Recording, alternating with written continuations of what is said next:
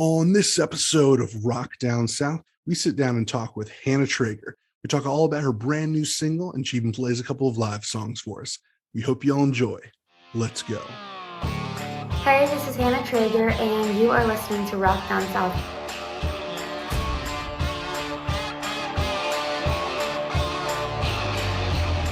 Welcome to another exciting episode of Rock Down South, your home for rock and country music. Today, we sit down and chat with Hannah Trager, and she's a really cool up-and-coming pop country artist who released an EP last year, but now has a brand new single out called Fangirl. We talk all about her background, her music, and she even plays a couple of acoustic songs for us. So without further ado, here's the show.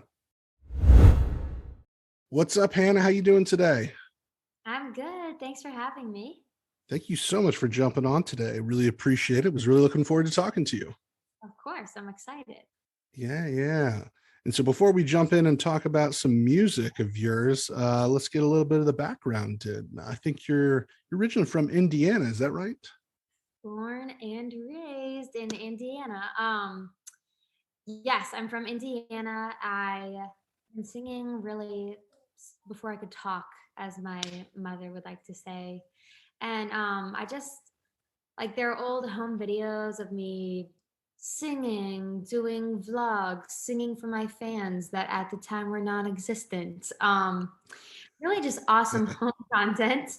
And so I always kind of was saying, as a kid, like I wanted to grow up and be a singer, be the next Britney Spears. And it wasn't until I was like a high schooler and taught myself to play guitar on YouTube and started like leading worship at my youth group and at church and stuff like that, that I was really Oh, like, cool. oh my gosh, I really would like to sing and pursue this as a career. And so I would say my junior year of high school, I went and toured Belmont University in Nashville. And then my senior year, I auditioned to be in the School of Music, got in, and then studied music at Belmont for 4 years, got a degree, and here I am now, just making music in Nashville, and yeah, having a good time. Awesome. So you've been in Nashville for over 4 years at this point. Yes, over 4 years. I'm hoping that it won't be a 10-year town for me. I hope I can expedite that a little bit. But yeah, I've been here, I would say probably since like 2015, 2016, like actually living here. So That's cool. yeah, Obviously, you probably love living in Nashville like most people, right? I love Nashville. I really do. It was kind of fun. Like growing up in Indiana, it was like this, like almost imaginary cool town. Like, wow, you're going to Nashville. You know what I mean? For college. So actually living here is, I don't know, it's just so cool because I just thought of it as a dream in high school and growing up, and now it's my reality. In Music City. It's cool. So you were very music oriented as you went to Belmont. Very great school for music. That's pretty Yeah. cool. Yeah, we love Nashville. I go up there from time to time. We're based out of Atlanta over here. But being a music city, it's really a country music city to most extent of what people know it as, but a lot of musicians live there. Let's talk about your music because I know that you do maybe a little bit heavier on the pop side than a lot of the musicians around town. Yeah. So I feel like a lot of artists that I talk to and songwriters and stuff in Nashville, we all have like the same story of when we first moved here. We had dreams of being like the next Taylor Swift, Shania Twain, whatever you want to call it. We all start, like most of us started country. And I did too. When I first came to Nashville, I was, trying to write country music and thought that's what I wanted to do. And then when I really started to dive into just like what I wanted to say and what I wanted to write, it was coming out as more pop. I guess I know that genre conversations these days there's sort of blurred lines and people can make whatever they want, which I think is really cool. But yeah, I was definitely influenced by country growing up.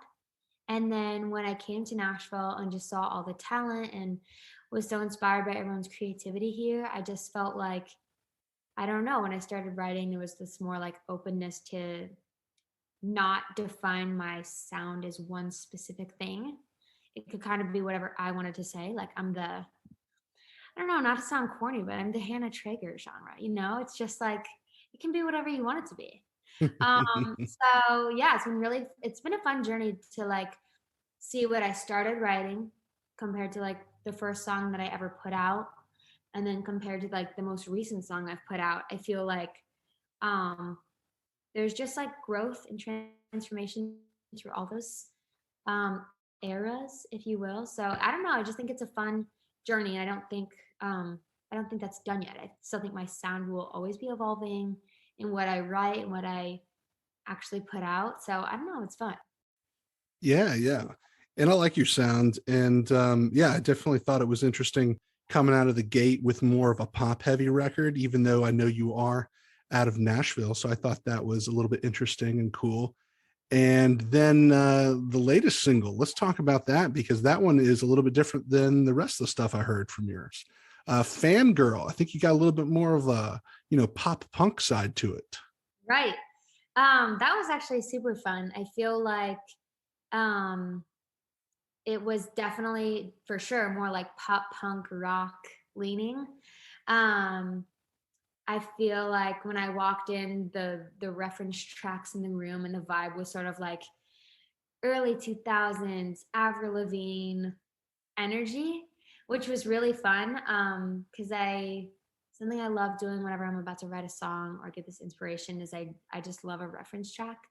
And that day I was really just like I was feeling some pop punk rock that day, which is really fun because it still has that pop element, but like it just there's like elements of rock in it, and it's just kind of fun and like aggressive and cheeky, and I don't know, you can just really bang your head to that one.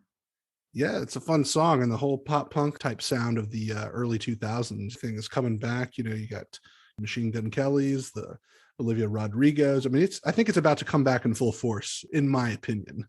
I agree. And also, I love to hop on a trend. I think I did it in a unique way, but like everyone's loving that right now. And so I was like, let's just try and hop on this. And I don't know, I think it's really fun. I'm glad that pop seems to be leaning more guitar heavy these days. I think it's fun. Yeah, yeah. So I like that song, Fangirl. And tell us a little bit about the story behind that song. Yeah, a fun question I'm getting these days, just based on some of the songs I've been putting out, is a lot of people will come to me and be like, "Is this a true story?" And I'm always like, "Do I look like a liar?" Because like I'm always trying to write something real about my life. I want to be like an artist that's genuine, and you can. I hope that's how it comes off. So, Fangirl was a song I wrote. I just like joked around for a while that I was like not the kind of crazy girlfriend that's gonna be jealous of like girls that like you. I'm gonna be jealous of your ex-girlfriends. And I'm gonna be like more like, oh, so Fangirl is really just about a girl that won't leave you and your boyfriend alone. And she doesn't know boundaries. So instead of like blatantly calling her out, I just said, you know what, that's like, you're kind of sounding like a fan, girl. You're looking like a fan to me. So it's a true story. I don't know if the girl has heard it. I didn't send it to her, but I'm sure she knows it's about her. Just a little fun moment to call someone out. So based off of a true story with real life implications if somebody heard it. That's Yeah, funny. literally. Well, and that's the I joke sometimes too that the Nashville music community is so small, um, that I don't know. And when I was in college, I was watching some of my favorite songwriters and artists release these songs in Nashville, and I was like, I know who that's about. And they wrote this song because of someone who wrote this song, like da da da da. So it's just like a fun rabbit hole, if you will, because most people's songs are true experiences about people in their lives. It's just fun little information. Of course, of course. That's funny. Yeah. So when it comes to performances, have you been able to do many performances around town? What is that kind of looking like for you? Yeah. So I started putting out music in late 2019. And then most of my music came out during the pandemic when there weren't many shows happening. So that was kind of an interesting um, way to navigate like how to reach people, because obviously a huge part of that is live shows, people hearing your music and hearing you perform. And I think anyone who's been to a live concert or show just knows how much more special it feels seeing someone live and feeling like you have that in-person connection. So that was an interesting thing to navigate when I wasn't really given the space to do that for most of my music career. Um, so as of like late last year, I really did like kind of my first Hannah Trager show, like officially when I put out my EP. I had this EP release show slash party, we called it. Yeah, I Um, saw a cool video from that. That looks like a lot of fun. yeah, it was honestly so fun. I feel like it was it was just like almost like a full year and a half of people not having live shows and live music. So I wanted it to be that, but also be just like a fun experience. So, it was my first EP release. So I had like, my parents made these fun like specialty cocktails for the evening. And then we had cute little cups with like my EP graphic on it. And then we had a live t-shirt printing press for merch, which was so, so fun. There was a photo wall and like a little photo booth area. And then I performed all the songs live. And it was so much fun because it was just like, it just felt like an extra special performance, if you will. And that was from your latest EP, right? Yes, Came out in the fall, right? it did last October. Yep. Cool, cool. Yeah, I like that EP. Some good songs on there. Yeah. Any plans on putting together a full album, or are you thinking maybe doing just more singles and maybe an EP here in the future? I think right now I'm focusing on the smaller projects for the moment. I I just love creating like visuals and focusing on like each song, like Fangirl was such a fun moment for me to create those visuals, tell that story. Um, a song that was on the EP was My Brother's Best Friend. And that one was also just really fun to just like sort of focus on that one singular song. So that's just been kind of fun for me to do. Is just focus on smaller projects, song by song kind of deal. But in the future, of course, I would love to release an album. But more so right now, just focusing on smaller projects. All right, now Hannah is going to play a couple of songs for us. This song is called My Brother's Best Friend, and it's exactly what you think it's about. Here it is. I'm having a dilemma, don't know what to do. No matter how I think about it, it's a lose-lose. I know that he's off limits, know that there's a line. I think I wanna cross the edge, crossing my mind. Known him for years, but I never thought that I would be here. Hope I don't get caught. Know it's a recipe for trouble, but the heart wants what it wants. My brother's best friend's a little bit older, and I'm just trying to get a little bit closer. I think that I'd die if I don't at least try. I don't know how this ends. If we find out, then we're dead. My brother's upstairs and we're in the basement. And it's on the bed, so hard to be patient. I think that I'd die if I don't at least try. I don't know how this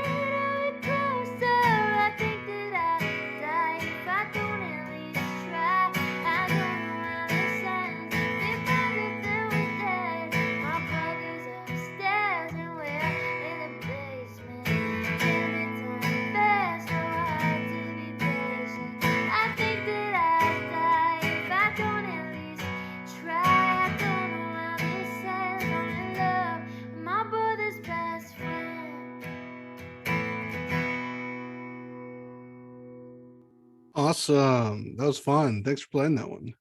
Of course. Yeah. I think you got one more for us, right? I've got one more. This song is called Fangirl. It's my newest single. Go stream it wherever you listen to music.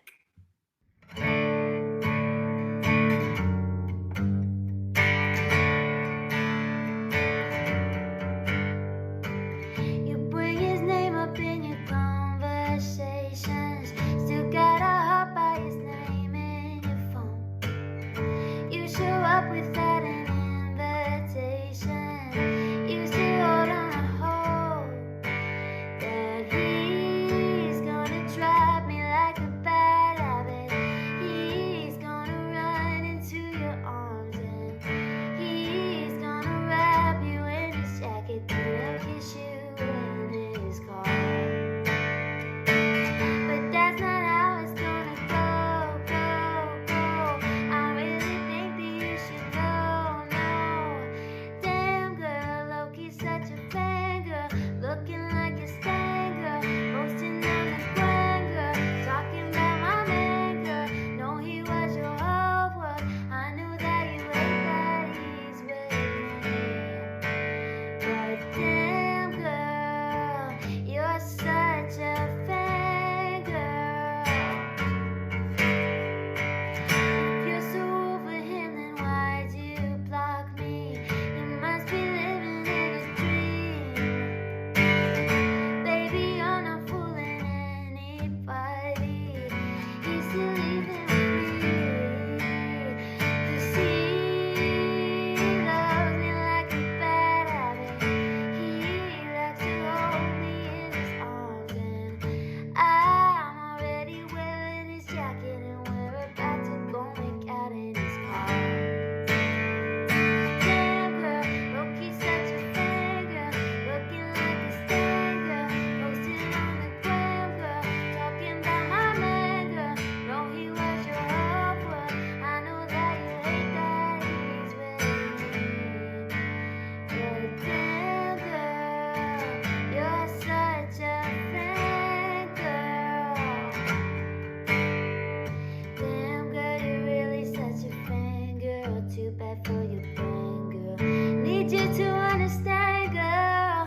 Damn girl, you're really such a fangirl. Too bad for your brain, girl. Need you to understand, girl. Damn girl, Loki's such a fangirl, looking like a stanger, posting on the gram, girl, talking about my man, girl. No, he was your whole world. I know that you hate that he's with me. But damn girl, you're such a fangirl. All right. That was a cool one. I like that one. Thank you so much. All right. You guys heard it here. New single. Go check it out.